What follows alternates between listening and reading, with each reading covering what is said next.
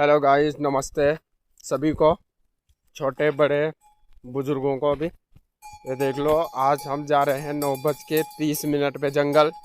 शाम को 4 बजे आएंगे। ये देख लो, बकरियों का हाल देख रहे होंगे। एक एक पहिया चरा रहे हैं हम इन बकरियों को। ये देख लो, ये हैं बकरियां चरते हुए, नीचे नीचे जा रही हैं। डर भी है यहाँ पे, कुछ भी हो सकता है गाइस। अब क्या करें, डर हो चाहे कुछ हो, बकरियों के साथ जाना तो पड़ता ही है।